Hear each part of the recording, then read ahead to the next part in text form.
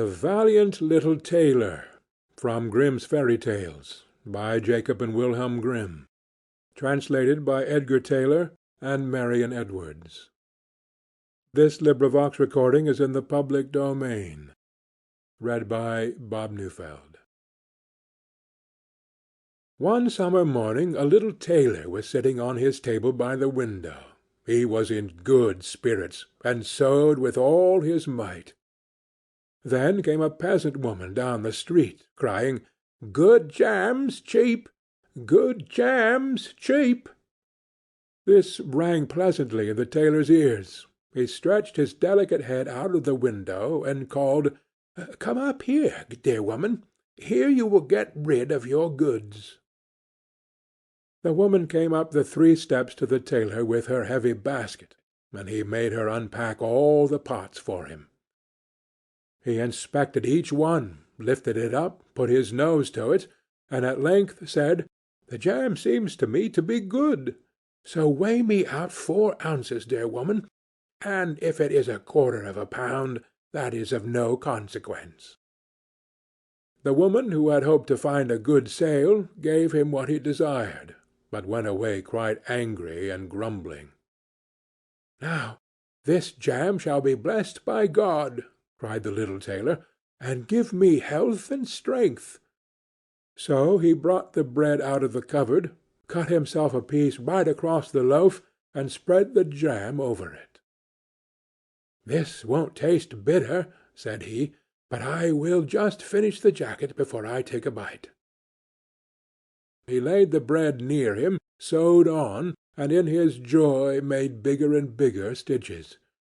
In the meantime the smell of the sweet jam rose to where the flies were sitting in great numbers, and they were attracted, and descended on it in hosts. "Hi! Who invited you?" said the little tailor, and drove the unbidden guests away. The flies, however, who understood no English, would not be turned away, but came back again in ever-increasing companies. The little tailor at last lost all patience, and drew a piece of cloth from the hole under his work-table, and saying, "Wait, and I will give it to you," struck it mercilessly on them. When he drew it away and counted, there lay before him no fewer than 7, dead and with legs stretched out. "Are you a fellow of that sort?" said he, and he could not help admiring his own bravery. "The whole town shall know of this." And the little tailor hastened to cut himself a girdle, stitched it, and embroidered out in large letters, "7 at one stroke." "What! The town?" he continued. "The whole world shall hear of it." And his heart wagged with joy like a lamb's tail. The tailor put on the girdle, and resolved to go forth into the world, because he thought his workshop was too small for his valour. Before he went away he sought about in the house to see if there was anything which he could take with him. However, he found nothing but an old cheese, and that he put in his pocket.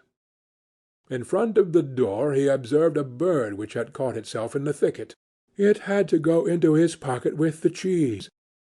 Now he took to the road boldly, and as he was light and nimble he felt no fatigue. The road led him up a mountain, and when he had reached the highest point of it, there sat a powerful giant, looking peacefully about him. The little tailor went bravely up, spoke to him, and said, "Good day, comrade. So you are sitting there overlooking the widespread world. I am just on my way thither, and want to try my luck. Have you any inclination to go with me?" The giant looked contemptuously at the tailor, and said, "You ragamuffin! You miserable creature!" "Oh, indeed!" answered the little tailor, and unbuttoned his coat, and showed the giant the girdle. "There may you read what kind of man I am." The giant read, "7 at one stroke," and thought that they had been men whom the tailor had killed, and began to feel a little respect for the tiny fellow. Nevertheless, he wished to try him first, and took a stone in his hand and squeezed it together so that water dropped out of it. "Do that likewise," said the giant, "if you have strength." "Is that all?" said the tailor. "That is child's play with me," and put his hand into his pocket, brought out the soft cheese, and pressed it until the liquid ran out of it. "Faith," said he, "that was a little better, wasn't it?" The giant did not know what to say, and could not believe it of the little man. Then the giant picked up a stone and threw it so high that the eye could scarcely follow it. "Now, little mite of a man, do that likewise." "Well thrown," said the tailor, "but after all the stone came down to earth again. I will throw you one which shall never come back at all." And he put his hand into his pocket, took out the bird, and threw it into the air. The bird, delighted with its liberty, rose, flew away, and did not come back. "How does that shot please you, comrade?" asked the tailor. "You can certainly throw," said the giant. "But now we will see if you are able to carry anything properly." He took the little tailor to a mighty oak tree which lay there felled on the ground, and said, "If you are strong enough, help me to carry the tree out of the forest." "Oh, readily," answered the little man. "Take you the trunk on your shoulders, and I will raise up the branches and twigs. After all, they are the heaviest." The giant took the trunk on his shoulder, but the tailor seated himself on a branch, and the giant, who could not look round, had to carry away the whole tree, and the little tailor into the bargain. He, behind, was quite merry and happy, and whistled the song, "Three tailors rode forth from the gate," as if carrying the tree were child's play. The giant, after he had dragged the heavy burden part of the way, could go no further, and cried, "Hark you! I shall have to let the tree fall." The tailor sprang nimbly down, seized the tree with both arms as if he had been carrying it, and said to the giant, "You are such a great fellow, and yet cannot even carry the tree." They went on together, and as they passed a cherry tree, the giant laid hold of the top of the tree where the ripest fruit was hanging, bent it down, gave it into the tailor's hand, and bade him eat. But the little tailor was much too weak to hold the tree, and when the giant let it go, it sprang back again, and the tailor was tossed into the air with it. When he had fallen down again without injury, the giant said, "What is this? Have you not strength enough to hold the weak twig?" "There is no lack of strength," answered the little tailor. "Do you think that could be anything to a man who has struck down 7 at one blow? I leaped over the tree because the huntsmen were shooting down there in the thicket. Jump as I did, if you can do it."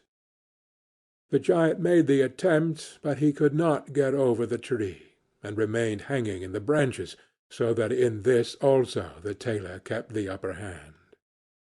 The giant said, "If you are such a valiant fellow, come with me into our cavern and spend the night with us." The little tailor was willing, and followed him. When they went into the cave, other giants were sitting there by the fire, and each of them had a roasted sheep in his hand and was eating it. The little tailor looked round and thought, "It is much more spacious here than in my workshop." The giant showed him a bed, and said he was to lie down in it and sleep. The bed, however, was too big for the little tailor. He did not lie down in it, but crept into a corner. When it was midnight, and the giant thought that the little tailor was lying in a sound sleep, he got up, took a great iron bar, cut through the bed with one blow, and thought he had finished off the grasshopper for good. With the earliest dawn the giants went into the forest, and had quite forgotten the little tailor, when all at once he walked up to them quite merrily and boldly. The giants were terrified, They were afraid that he would strike them all dead, and ran away in a great hurry. The little tailor went onwards, always following his own pointed nose. After he had walked for a long time, he came to the courtyard of a royal palace, and as he felt weary, he lay down on the grass and fell asleep. Whilst he lay there, the people came and inspected him on all sides, and read on his girdle 7 at one stroke. "Ah!" said they, "what does the great warrior want here in the midst of peace? He must be a mighty lord." They went and announced him to the king, and gave it as their opinion that if war should break out, this would be a weighty and useful man, who ought on no account to be allowed to depart. The counsel pleased the king, and he sent one of his courtiers to the little tailor to offer him military service when he awoke. The ambassador remained standing by the sleeper, waited until he stretched his limbs and opened his eyes, and then conveyed to him his proposal. "For this very reason have I come here," the tailor replied. "I am ready to enter the king's service." He was therefore honourably received, and a special dwelling was assigned him.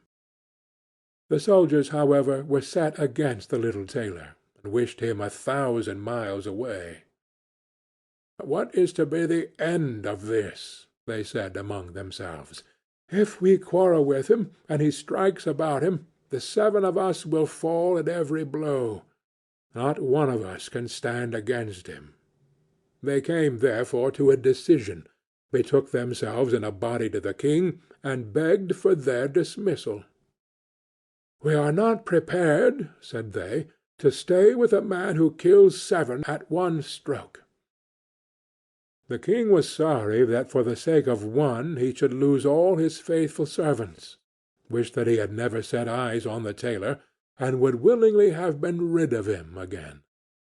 But he did not venture to give him his dismissal, for he dreaded lest he should strike him and all his people dead, and place himself on the royal throne. He thought about it for a long time, and at last found good counsel. He sent to the little tailor, and caused him to be informed that as he was a great warrior he had one request to make to him. In a forest of his country lived 2 giants, who caused great mischief with their robbing, murdering, ravaging, and burning, and no one could approach them without putting himself in danger of death. If the tailor conquered and killed these 2 giants, he would give him his only daughter to wife and half of his kingdom as a dowry.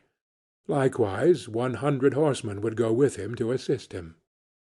"That would indeed be a fine thing for a man like me," thought the little tailor. "One is not offered a beautiful princess and half a kingdom every day of one's life." "Oh, yes," he replied, "I will soon subdue the giants, and do not require the help of the 100 horsemen to do it.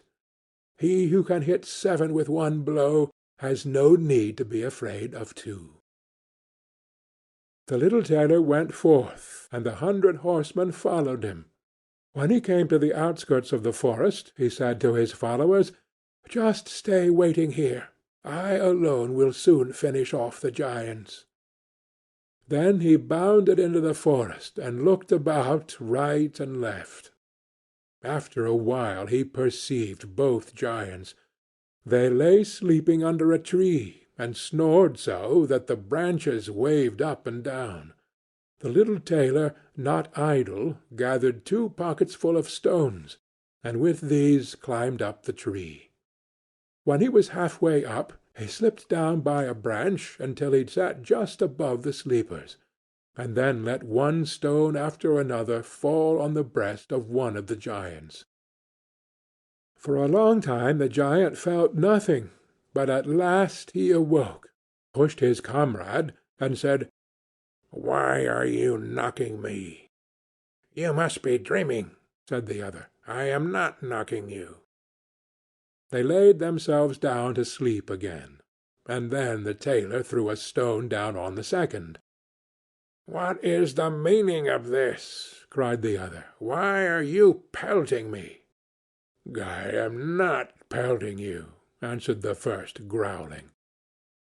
They disputed about it for a time, but as they were weary they let the matter rest and their eyes closed once more. The little tailor began his game again, picked out the biggest stone, and threw it with all his might on the breast of the first giant. "That is too bad!" cried he, and sprang up like a madman, and pushed his companion against the tree until it shook. The other paid him back in the same coin, and they got into such a rage that they tore up trees, and belaboured each other so long that at last they both fell down dead on the ground at the same time. Then the little tailor leaped down. "It's a lucky thing," said he, "that they did not tear up the tree on which I was sitting, or I should have had to sprint on to another like a squirrel. But we tailors are nimble." He drew out his sword and gave each one of them a couple of thrusts in his breast, and then went out to the horsemen and said, "The work is done. I have finished both of them. But it was hard work. They tore up trees in their sore need, and defended themselves with them. But all that is to no purpose when a man like myself comes, who can kill 7 at one blow." "But are you wounded?" asked the horseman. "You need not concern yourself about that," answered the tailor. "They have not bent one hair of mine." The horsemen would not believe him, and rode into the forest.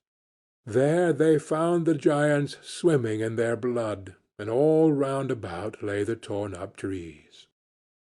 The little tailor demanded of the king the promised reward. He, however, repented of his promise, and again bethought himself how he could get rid of him. "Before you receive my daughter and half of my kingdom," said he to him, "you must perform one more heroic deed. In the forest roams a unicorn which does great harm, and you must catch it first." "I fear one unicorn still less than 2 giants. 7 at one blow is my kind of affair." He took a rope and axe with him, went forth into the forest, and again bade those who were sent with him to wait outside. He had not long to seek. The unicorn soon came towards him, and rushed directly on the tailor, as if it would gore him with its horn without more ado. "Softly, softly! It can't be done as quickly as that," said he, and stood still and waited until the animal was quite close, and then sprang nimbly behind the tree. The unicorn ran against the tree with all its strength, and stuck its horn so fast in the trunk that it had not the strength enough to draw it out again, and thus it was caught. "Now I have got the bird," said the tailor, and came out from behind the tree, and put the rope round its neck, and then with his axe he hewed the horn out of the tree, and when all was ready he led the beast away and took it to the king. The king still would not give him the promised reward, and made a third demand. Before the wedding the tailor was to catch him a wild boar that made great havoc in the forest, and the huntsmen should give him their help. "Willingly," said the tailor. "That is child's play." He did not take the huntsmen with him into the forest, and they were well pleased that he did not, for the wild boar had several times received them in such a manner that they had no inclination to lie in wait for him. When the boar perceived the tailor, it ran on him with foaming mouth and whetted tusks, and was about to throw him to the ground, but the hero fled and sprang into a chapel which was near, and up to the window at once, and in one bound out again. The boar ran after him, but the tailor ran round outside and shut the door behind it. And then the raging beast, which was much too heavy and awkward to leap out of the window, was caught. The little tailor called the huntsmen thither that they might see the prisoner with their own eyes. The hero, however, went to the king, who was now, whether he liked it or not, obliged to keep his promise, and gave his daughter and the half of his kingdom. Had he known that it was no warlike hero, but a little tailor who was standing before him, it would have gone to his heart still more than it did. The wedding was held with great magnificence and small joy, and out of the tailor a king was made. After some time the young queen heard her husband say in his dreams at night, "Boy, make me the doublet and patch the pantaloons, or else I will wrap the yard measure over your ears."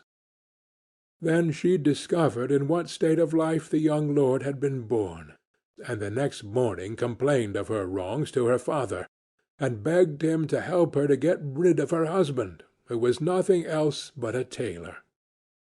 The king comforted her and said, "Leave your bedroom door open this night, and my servants shall stand outside, and when he has fallen asleep shall go in, bind him, and take him on board a ship, which shall carry him into the wide world."